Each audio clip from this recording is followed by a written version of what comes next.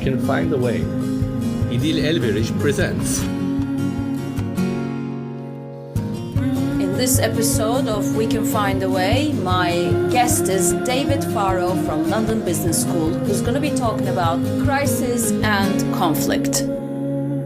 Hello and welcome back to We Can Find a Way, a podcast about conflict resolution. My name is İdil. This is a podcast that pioneers a culture change in handling conflict because conflict is everywhere. It is also the only bilingual podcast that addresses conflict on an international scale. We Can Find a Way is sponsored by Koç Attorneys at Law, the Istanbul and Antalya-based boutique law firm. Founding partners of Koç Attorneys at Law are staunch believers of using dialogue and finding common ground to resolve conflicts. They're very happy to be supporting this podcast in the hope that it will help advance the much-needed discussion on de-escalation and reduction of polarization in conflict situations within the legal practice as well as in the public discourse. We Can Find a Way is helped by my marketing manager, Julia Nelson, who helped me to improve it so much. So please check the website of We Can Find a Way. There are guests, there are life stories, the transcripts of the episode, and all sorts of information. We are also working on adopting the Braille alphabet for the podcast. So we will try to be as inclusive as possible. In this episode, I also would like to announce a giveaway that will be an environmentally friendly soap for the first 5 persons that sign up for the website of We Can Find a Way. Now, having said all of this, let me turn to my guest in this episode, who is David Faro. David received his PhD from University of Chicago and is working on behavioral economics and decision making at London Business School. His research is about consumer and managerial decision making. Recently, he started to teach crisis management. So he and I talked about crisis situations and especially what happens in a crisis that may lead to conflict, how to improve communication and decision making in a crisis and learning from a crisis. Let's now move to the interview that took place on 29th of March.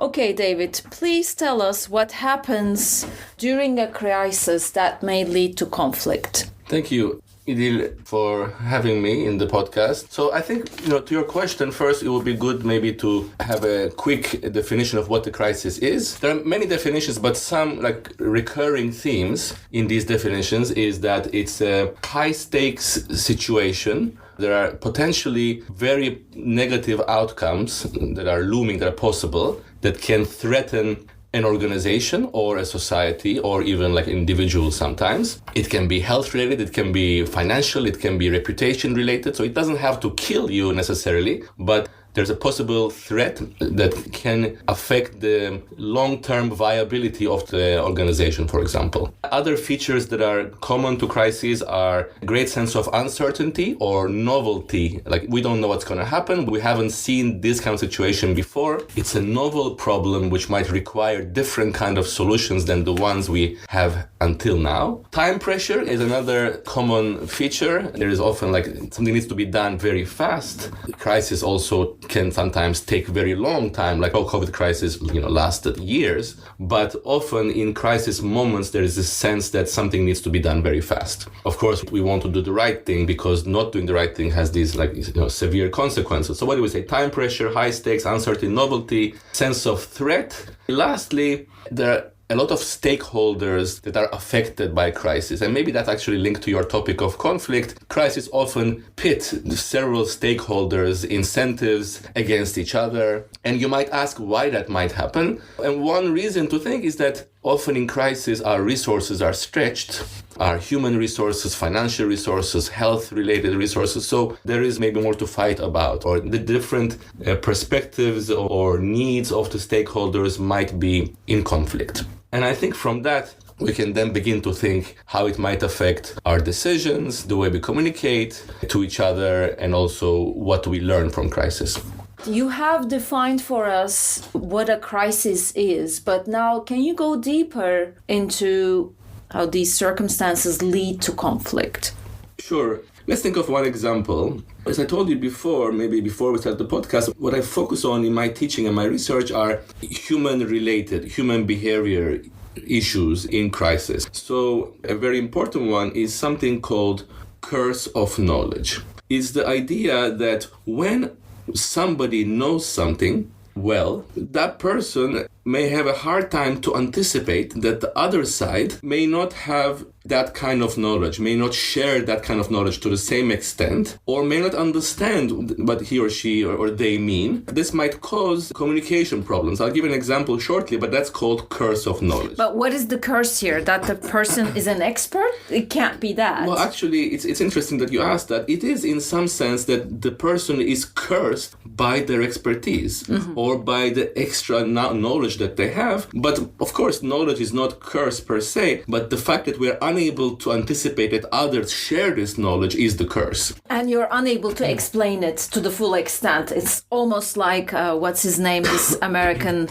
Fauci. Fauci, exactly.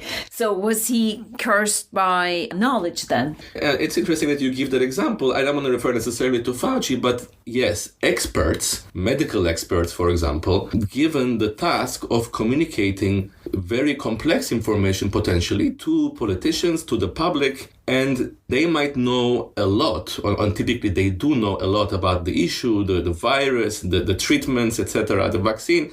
And they have also a lot of background knowledge about the circumstances that affect the situation. However, they might not understand or they might not feel that the public needs all this information, or they may not have the time to communicate this information. And that's why actually curse of knowledge is especially relevant in crisis moments, because the expert or the politician or a leader may feel that they don't have the luxury or the time or the patience to communicate in a way that doesn't suffer from curse of knowledge.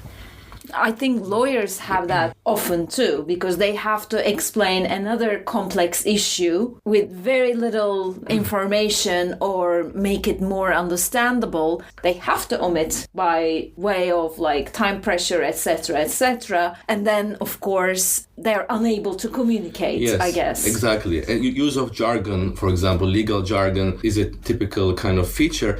But I should also add that it is not that people necessarily, or those experts necessarily, feel or know the discrepancy. They might decide, you know what, I understand that there is this gap, but I don't have time to explain to you, sorry. No, curse of knowledge actually means that they might overestimate the extent of understanding.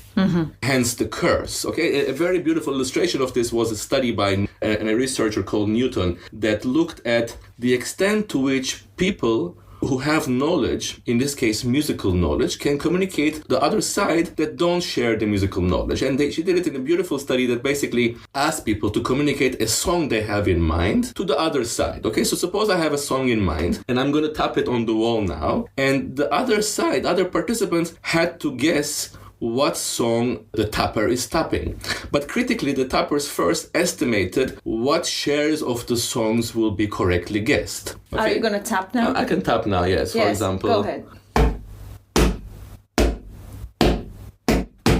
Oh my God, no. What song is this? Yeah, the song is We Will. Oh my God. Okay, so that's the issue. I think it's easy because in my mind it's playing very vividly, you know, Queen, the lyrics, etc. But you just heard this like very abstract kind of noises. So here the problem is not you're unable to guess the song, and it might be also difficult to tap the song properly. The issue is not about the guessing or the tapping. The issue is about me, the tappers, thinking that the song will be guessed much more than it is actually guessed. You really overestimated my understanding. Exactly. In this case, I was cursed by knowledge, and similarly, experts are cursed by knowledge. They might overestimate the extent to which their abstract messages around the virus or around some financial problems might be understood by the audience. So the conflict is between society, the public, and the expert then? Exactly. You can very easily see how it might lead to conflict, because if I think that you should understand and you don't understand, I might think that you are not paying attention, not very smart, not very careful, not very caring, and this might lead to conflict. This might also, by the way, lead to issues such as conspiracy theories or lack of trust. If the leader doesn't take enough time to explain what they have in mind, in terms of the problem or the solutions, and he or she or they assume that the public should understand and they don't, you can easily see how this might lead to reduced trust and rumors and conspiracy theories about what's actually going on because the leader doesn't take time to explain what they have in mind. What do you recommend that experts do in order to prevent this problem from even occurring?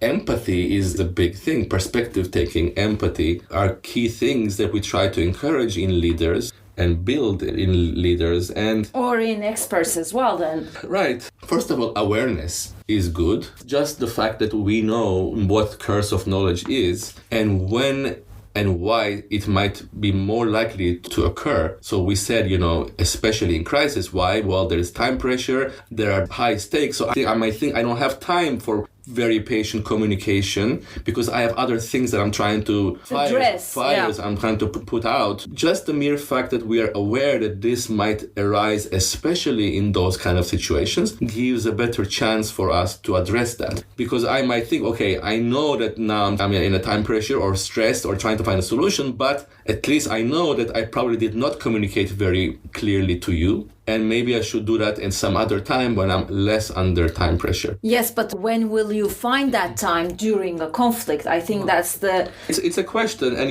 these are not easy answers, but clearly in crisis, like thinking of COVID, it takes over months, many months. So hopefully our leaders should find the time to communicate. And it's not about the public, also to each other, to people that we have to work with. We have to make sure they understand our messages to have greater performance with them. For instance, that's why they wanted to communicate some things through the Prime Minister, some things they wanted to communicate through the Queen, not like expert knowledge, but some messages had to go through more quote-unquote lay people, not in the sense of lay, but like that people can understand better. When the Prime Minister says, you must stay at home, like that people understand. Yeah, exactly. So I think changing the person that communicates, choosing the person correctly. Some people might suffer from this to a lesser extent because they just use clearer language, more visual language, in lay terms that are, that translate the science to things that we can understand. Another thing that I think is related is something that we call hindsight bias. It's a little bit different, and it often happens after a crisis kind of unfolds. We look back at a crisis and try to understand what happened, what went wrong, what could have been done better. And we probably attack what was done or who has done it. Exactly. We tend to harshly criticize the people that were involved in the crisis and took some decisions, which might be very valid criticisms. But what hindsight bias does, it can cause unnecessarily harsh criticism and very negative communication as a result. So let's first define what hindsight bias is. Our tendency to think that what happened in the past was predictable, was something that we could have or they could have, should have known. Foreseen, exactly. And critically, we come to believe that only after we ourselves know what happened. And therefore the word hindsight bias. Now we are in the midst of a crisis in Ukraine and Russia, okay? And you can think of different things that could happen. It could be that Ukraine wins the war, whatever that might look like. It could be that Russia wins the war, whatever that might look like. It could be that there's a stalemate and there is some kind of peace agreement, or there is some kind of stalemate and there is no agreement. It's kind of sense of quiet conflict, or maybe not quiet, that continues for a very long time. So these are four different outcomes that could emerge from the current crisis. Okay, suppose now I might tell you, hey Idil, how likely is outcome number 1, Ukraine winning, outcome number 2, Russia winning, outcome number 3, outcome number 4, etc. I think given where we are, it's fair to say that we are pretty uncertain about each of these outcomes. Anything could happen. I don't know. We can ask experts. We don't have to come to a conclusion around this now. We might now feel a great sense of uncertainty. We might put like 50-50 or 30, whatever, 70 or 40-60, whatever, on each of these outcomes.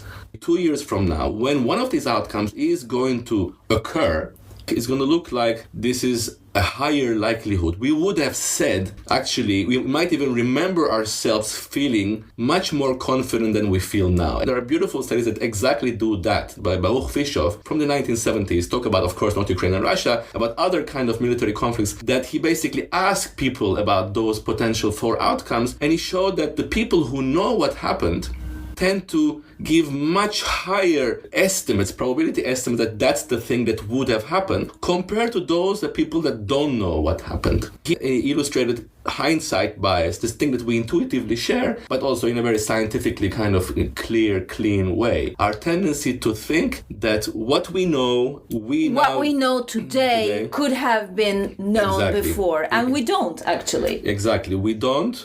How does this lead to conflict then afterwards? Because we know what happened now, and we are now looking back and criticizing, well, you haven't done this, you have done this. Exactly. If we think that this was obvious, we might come to criticize and harshly judge those people who are facing difficult, uncertain times in real time. And it can lead to organizational conflict, can lead to replacing people unnecessarily. It can lead to different kind of solutions or that we don't undertake because we don't understand and appreciate the uncertainty faced by those people that were in real time.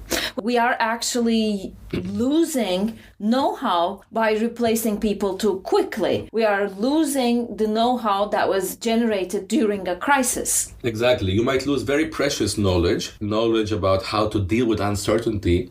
And going through a crisis would prepare people in various ways, and by harshly judging those, we might discourage them. Even if we don't replace them, we might demotivate them. And instead of empowering them to better deal with the next crisis, we might create fear of decision making. Yeah, exactly. So what do you suggest that needs to be done that can help in those situations? Yeah, that's a great question. And again, hindsight bias is a very difficult one to address. One thing that would be very helpful to do is try to recreate using various methods, including simulations, including recreating the decision moments in terms of how much information we had, time pressure, lack of sleep, fatigue, and in various other ways, mental load, cognitive load. So try to recreate as much as we can the situation as it was faced by the decision makers at the time. If you want to approximate and try to understand what could they do at the time, given the circumstances, you should approximate those situational factors, which might include fatigue. But the general idea is also recreate the amount of information, maybe information overload, the number of choices that they had, things that they could do. Because in hindsight, the solution sometimes seems very obvious because once you know what happened. But at the time, the solution is not at all that clear. There are many things that can be done. So it's also important to recreate the set of options. It could be medical options, it could be political, it could be military options, it could be financial options. Having those many options in front of you would make you realize that actually it's not nearly as simple and clear as it seems in hindsight. So I guess we are coming to the third issue now, what happens in a crisis that leads to conflict, which is another bias that you mentioned before we speak. And that one is called outcome bias. Unlike the two previous ones that we mentioned, actually the two are related. The one with the song that I tapped, or the one with the experts, and the one hindsight, it's all about what you know, and you don't empathize or take the perspective of other people who don't know. They don't know what happened, they don't have the information, they don't have the expertise. That's about knowledge. Outcome bias is about whether the outcome is good or bad. If it's good, then there is no conflict.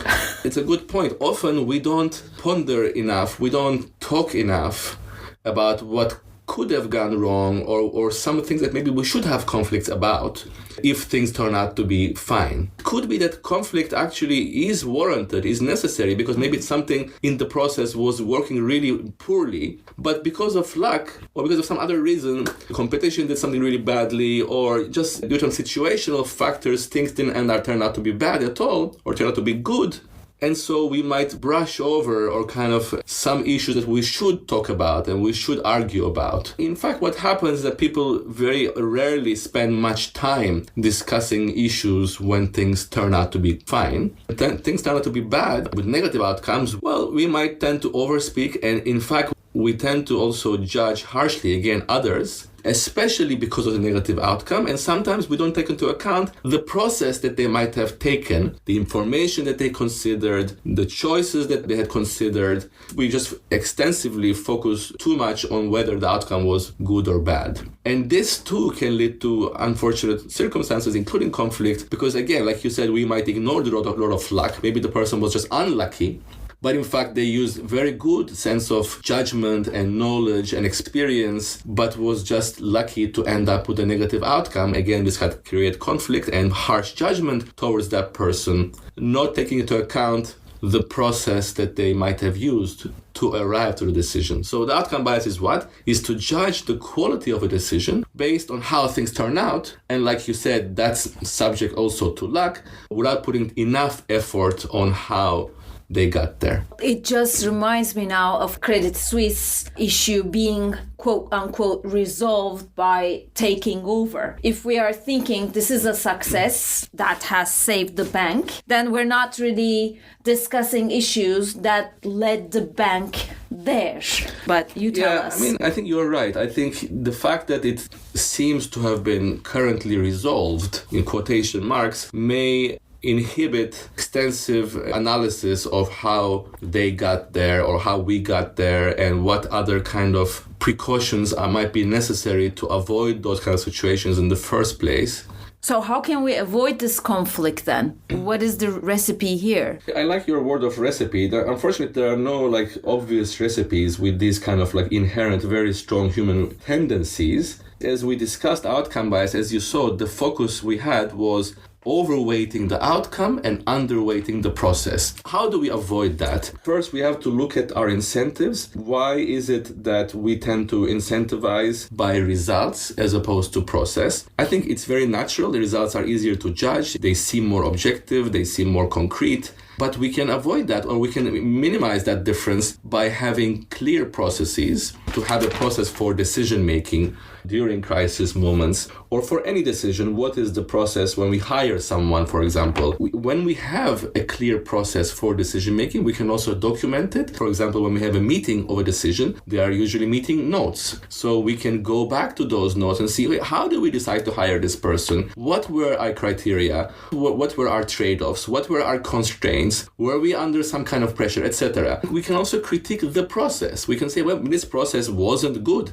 and it also didn't lead to good outcome, but maybe there were some aspects of the process which we do like and we want to keep. And actually, maybe the outcome was to some extent matter of luck, that this person ended up a little bit crazy, which we couldn't have known, or maybe we could have known. Maybe we could have some kind of assessment of mental health or whatever. So, but we can focus on the process. And of course, importantly, good processes should lead to good outcomes. In the long run, if you always have bad luck, maybe it means that the process is bad. So to your question, what can we do is have a process, document the process, reward good processes. For example, if people put a lot of effort or study a lot of information, reward them or incentivize that as opposed to just how things end up. These are not easy things to do, but there are organizations that do pay more attention on process as opposed to results. It looks like there are crises that didn't exist before, like from natural incidents to pandemics, etc. Are we learning from these incidents? Because the research that you mentioned existed before, but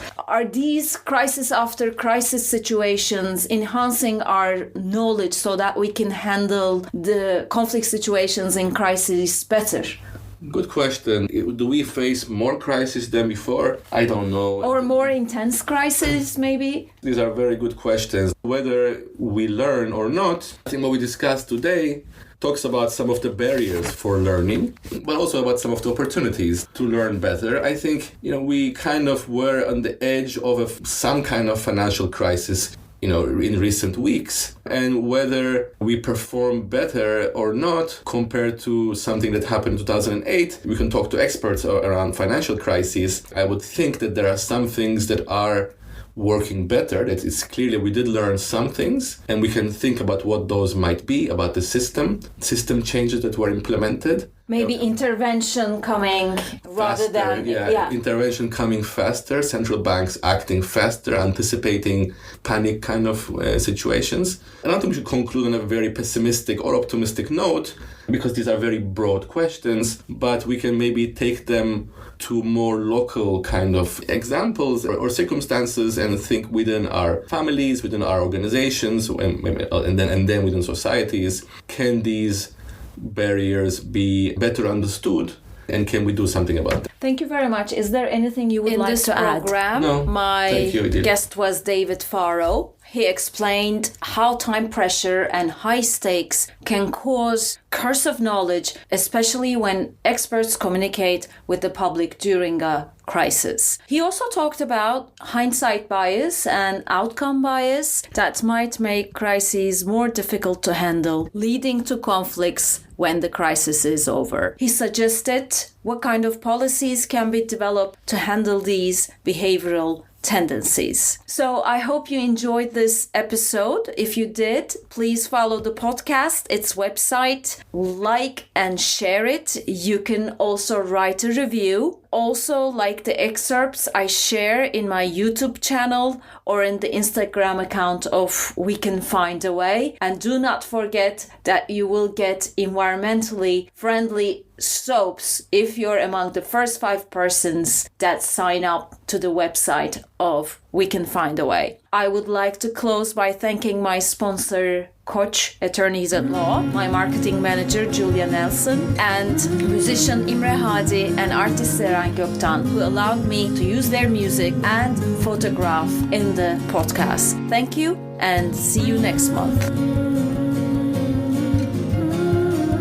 We Can Find a Way.